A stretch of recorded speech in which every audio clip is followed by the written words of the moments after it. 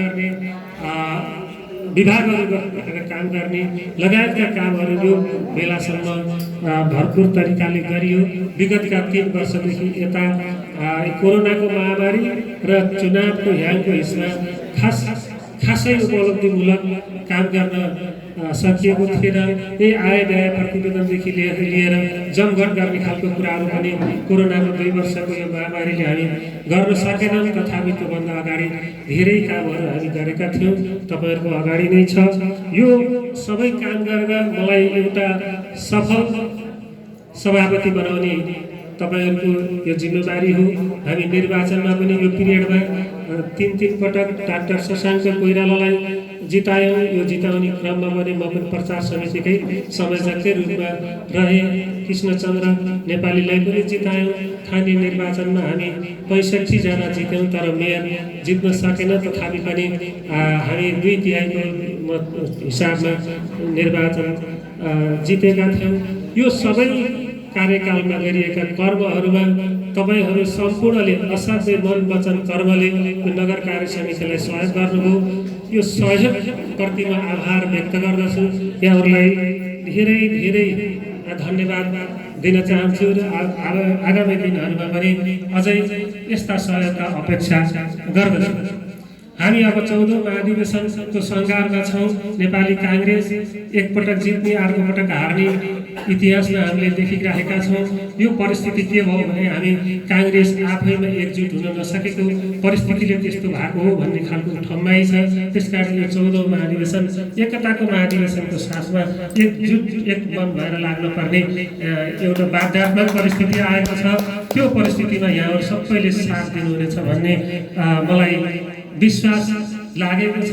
यो परिस्थितिमा हामी सबै एक ठाउँमा सबै एक मन भएर जानेछौँ। यो महाधिवेशनको सन्दर्भमा कहीँ एक पद 2 वा 2 भन्दा बढी व्यक्ति भएको ठाउँमा पनि हामी सकेसम्म एक पद एक व्यक्तिकै हिसाब किताबमा हामी सर्वसम्मतको रूपमा जाने कोसिस गर्नेछौँ। त्यो पनि भएन भने प्रजातान्त्रिक प्रक्रियालाई असाध्यै स्वस्थ रूपबाट सञ्चालन गरी नेतृत्व चयन गर्ने अभियानमा हामी लाग्न सकौँ र स्वस्थ सफा र एक मना कांग्रेस बनाउन सकौँ। यही मेरो यहाँहरुप्रति निवेदन छ।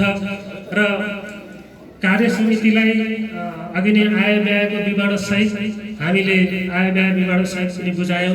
लगभग हामीसँग 17-18 लाख रुपैयाँ बैंक ब्यालेन्स छ। वडाहरूलाई 10-11 वडाहरूलाई फिर्ता गर्नुपर्ने 33% रकम केही फिर्ता गर्नुपर्ने बाँकी छ। वडालाई दिनुपर्ने काम बाँकी पनि छ। यो आय व्यय सहित हामीले धेरै कुराहरू त्यहाँ प्रस्तुत गरिसके र यसलाई सुचारू रूपले सञ्चालन गर्नुहुनेछ भन्ने विश्वास छ।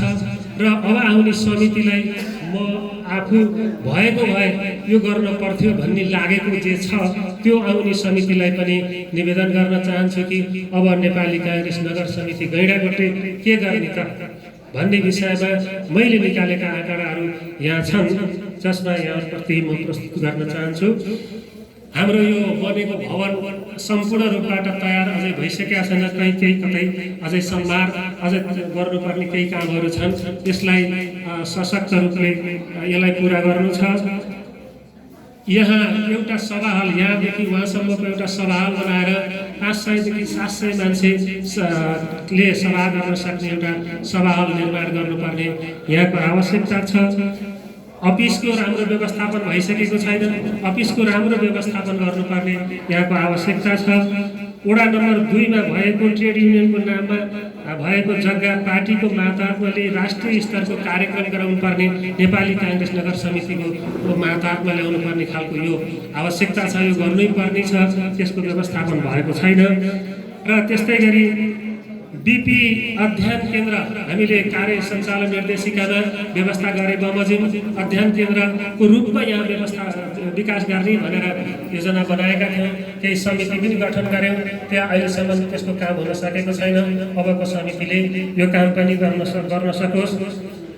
कार्य सञ्चालन निर्देशिका हामीले बनाएका छौँ। त्यो कार्य सञ्चालन निर्देशिका लाई अझै परिमार्जन गर्ने, त्यसलाई केही परिमार्जन गर्नुपर्ने छ। त्यो परिमार्जन गरी विधि नियमावली निर्देशिका र निर्देशन केन्द्रको जिल्लाको निर्देशन र कार्य सञ्चालन निर्देशिका बमोजिम यो अब आउने समितिले सशक्त रूपबाट काम गर्न सकोस्। हामी लेबीको आर्थिक पाटोलाई लेबीको व्यवस्था गरेका छौँ। लेबी दिनको 1 रुपियाँको दरले उठाउने क्रियाशील सदस्यहरूबाट र पार्टीको सिफारिसमा लाभको पदमा गएका व्यक्तिहरूबाट पाउने रकम मध्येबाट 15% का दरले उठाई आर्थिक क्षेत्र बलियो बनाउन मासिक रूपमै सशक्त रूपबाट उठाउने प्रयास गर्नेछ। विगतका दिनहरूमा हाम्रो वार्षिक झन् 4-5 वर्षको एकैचोटि खपिन अप्ठ्यारो भएको छ।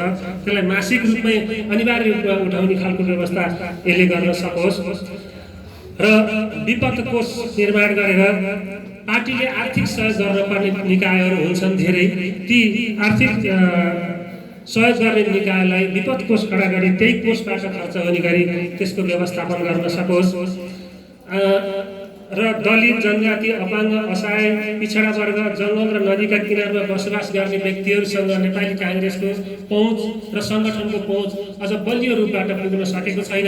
त्यसलाई आधार बनाएर त्यो क्षेत्रमा सङ्गठनले सशक्त रूपमा पुर्याउन सकोस्।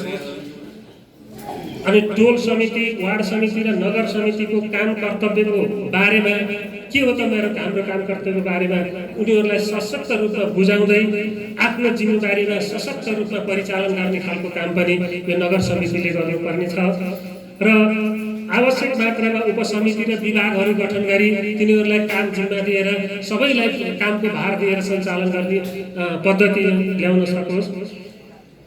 आवश्यकता अनुसार प्रशिक्षणको व्यवस्था गर्न सकोस्।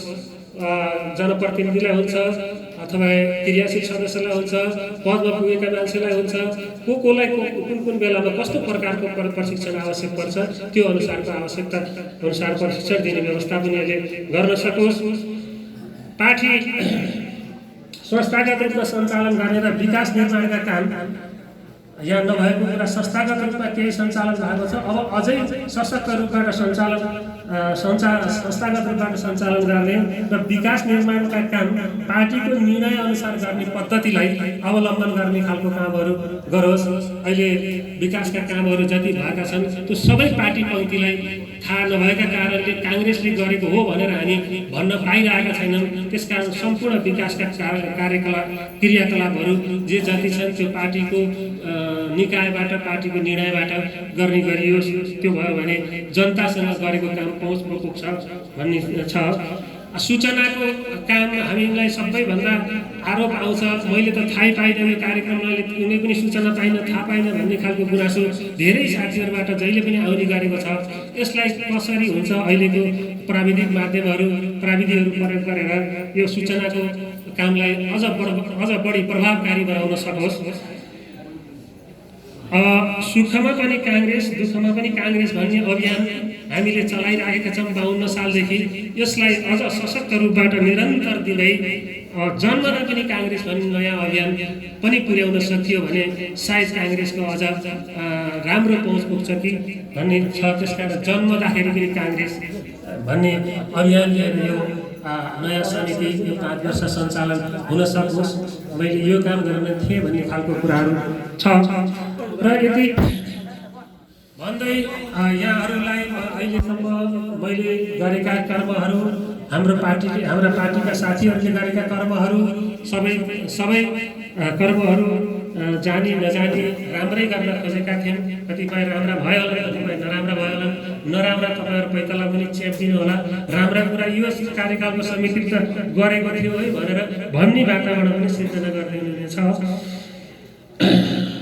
विगतका दिनदेखि म 52 सालदेखि वडाको सदस्य अनि वडाको सभापति अनि गाउँको सदस्य अनि गाउँको सचिव अनि गाउँको सभापति त्यसपछि नगरको सभापति भएर क्रमिक रूपले मैले त्यो खालको जिम्मेवारीमा काम गरेँ। सायद यो सानो तहबाट यसरी यसैसँग आउने मान्छे मैले यसो खोजेँ, मैले जिल्लाभरि कहीँ मैले भेटाएको छैन। यसरी काम गरिरहेको छु। यो पिरियडमा राम्रो गरेँ या नराम्रो गरेँ तपाईँहरूको साथमा छ। अब एक स्टेज मात्रै माथिल्लो निकायमा गई नेतृत्व गर्ने मैले आशा गरेको छु। यहाँहरू सबैलाई चित्त बुझ्छ, यहाँहरूले यसले भनेको कुरा ठिक हो भन्ने यदि लाग्छ भने त्यसमा आफ्नो हिसाबले सहयोग गरिदिनु हुनुको लागि मैले अनुरोध गर्दै आजको यस कार्यक्रममा हामीले पद हस्तान्तरण गर्ने कार्यक्रम भएका हुनाले नवनिर्वाचित सभापति, उपसभापति द्वय, सचिव र सहसचिव 7जना एक पङ्क्तिमा र अर्को हामी पुराना सभापति, सहसभापति, उपसभापति, सचिव हामी अर्को पङ्क्तिमा बसेर हाम्रो यो कार्यक्रम, यो पद हस्तान्तरण लगायतदेखि लिएर अघि मुकुन्द भाइले प्रस्तुत गरेका जिन्सीहरू हामीले हस्तान्तरण गर्दैछौँ। हस्तान्तरण पछि यो माहेक स्वतः अहिले नयाँ निर्वाचित समितिले सञ्चालन गरी अबका कार्यक्रमहरू नयाँ समितिले सञ्चालन गर्नेछ भन्दै यो हस्तान्तरण कार्यक्रममा, पद हस्तान्तरण कार्यक्रममा सरिक भएको लागि सबैलाई मैले अनुरोध गरेँ।